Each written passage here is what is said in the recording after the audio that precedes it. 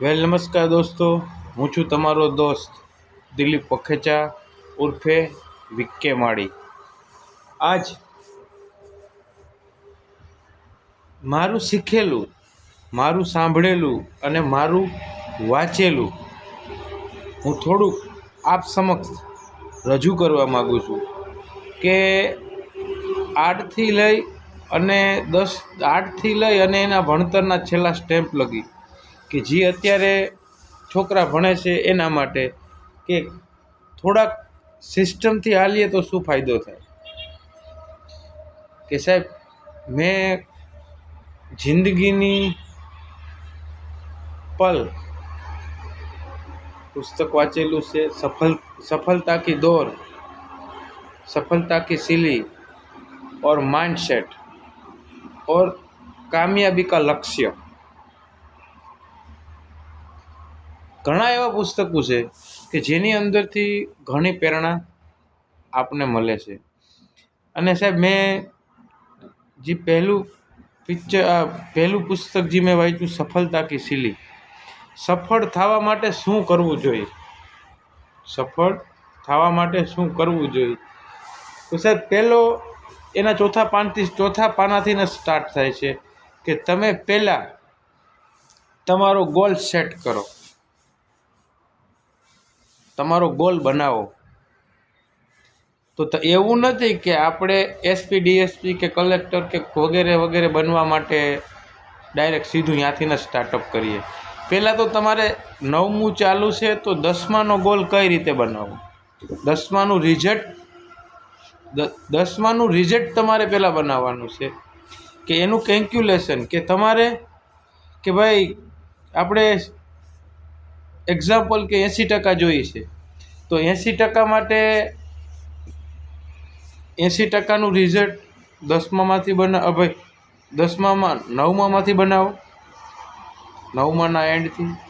પછી એને કયા વિષયની અંદર કેટલા માર્ક આવે તો આ રિઝલ્ટ, તો આપણે જે ટકાવારી ચોઈસ કરી છે અહીંયા લગી પૂગીએ તો કયા વિષયની અંદર કેટલી મહેનત કરવી પડે એનું કેલ્ક્યુલેશન કાઢો।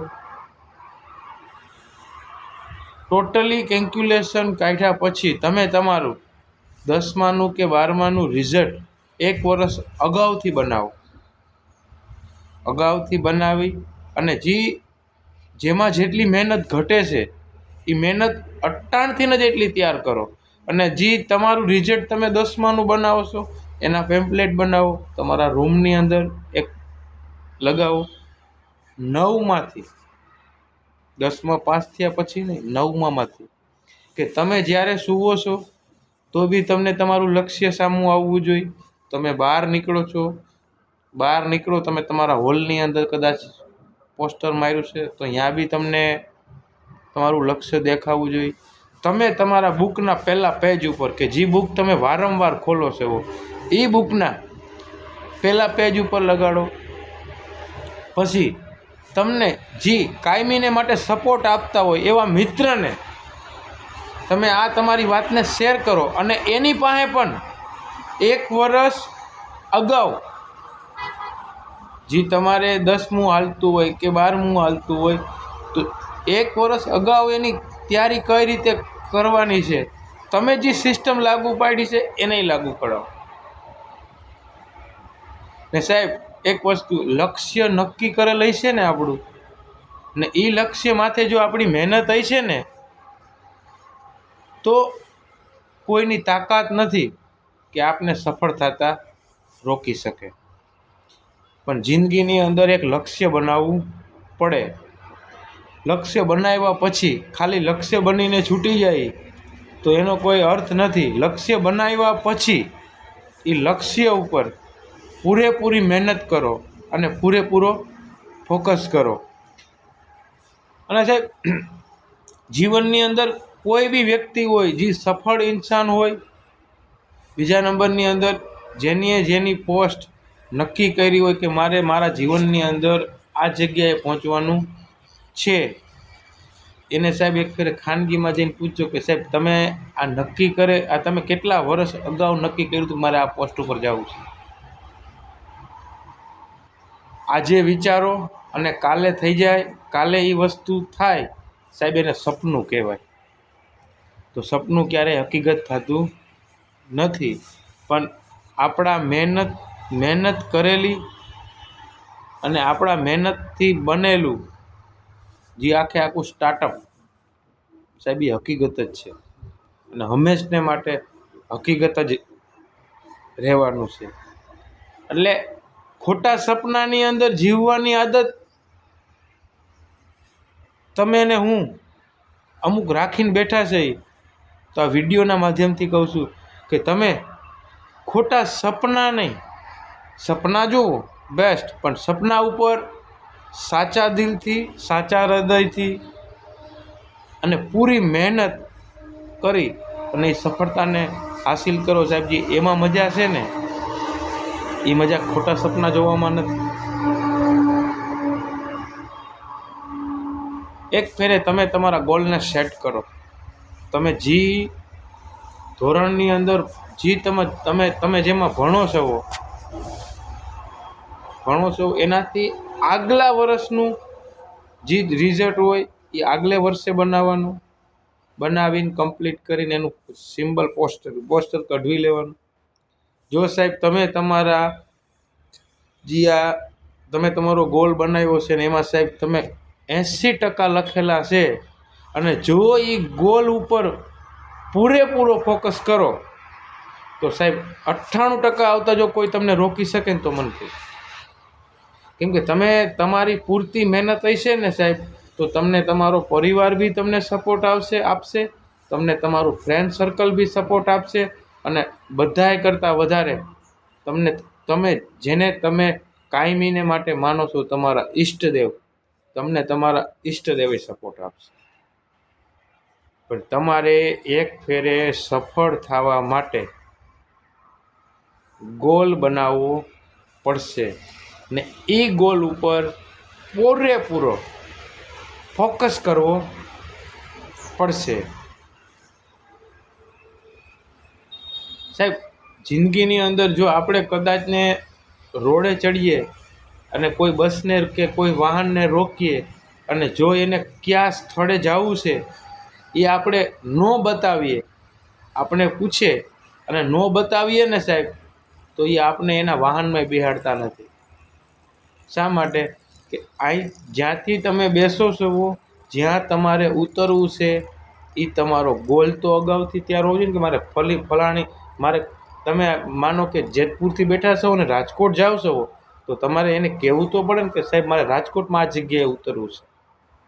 એ જ રીતે સાહેબ ભણતરનું જ્યાંથી તમે સ્ટાર્ટ કરો છો ને જ્યાં તમારે પહોંચવું છે એનું જે વચલું અંતરનું સેટિંગ ને એની જે કાંઈ આ મહેનત, એ તમારે 102% કરવી પડે.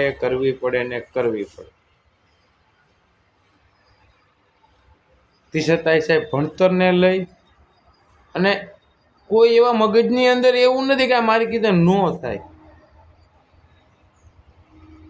મહેનત કરો તો બધી વસ્તુ તમારા હાથની અંદર આવે.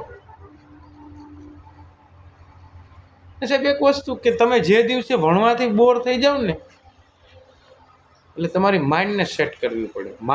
માઇન્ડને સેટ કરવા માટે તમને જે આવડતા યોગ, જે આવડતા શબ્દ, એનું 5 થી 10 મિનિટ જાપ કરો, જેથી કરીને તમને એમ લાગે કે હું થાકી ગયો છું. તો સાહેબ એવા ઘણા વિડીયો છે કે ગૂગલની અંદર, એની અંદરથી મેડિટેશન દ્વારા, ગૂગલની અંદર જે મેડિટેશનના વિડીયો છે, જે દિવસે બોર થાવ એને 5 મિનિટ સાંભળો. મેડિટેશન તમને ઘણી હેલ્પ કરે છે. અમે તો સાહેબ અમુક વસ્તુ જીવનની અંદર ઉતારેલી છે, બીજા પાસેથી શીખેલી છે અને અમુક પુસ્તકમાંથી વાંચેલી છે, એ તમારા સમક્ષ રજૂ કરીએ છીએ.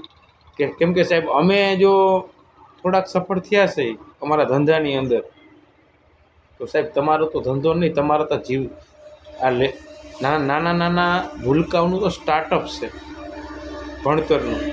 તો સ્ટાર્ટઅપથી થોડીક સિસ્ટમની અંદર ફોલો નહીં થાવ તો ભવિષ્ય જોખમમાં છે. અટાણથી જ સિસ્ટમને ફોલો કરો અને ભણતરનું સિસ્ટમ જેમ કહે છે એમ ભણો. સાહેબ મારે તો 10માની અંદર એટલા ટકા લેવા હાવ ઇઝી છે. હું તો 12માની અંદર એટલા ટકા લેવા મારે તો ઇઝી છે. સાહેબ ઇઝી કોઈ વસ્તુ નથી હોતી. ઇઝી કેના માટે હોય છે કે જેના જીવનની અંદર જે મહેનત ભરપૂર કરે છે એના માટે ઇઝી છે.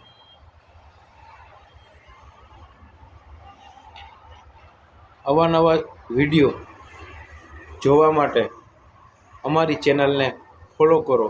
અને સાહેબ જો તમને આ વિડીયો સારો લાગ્યો હોય તો 10મું 12મું 11મું કે 9મું તમારા તમારા ભાઈના છોકરા, તમારા છોકરા ભણતા હોય કોઈ, એને સાહેબ આ વિડીયોના માધ્યમથી કંઈક પ્રેરણા આપો.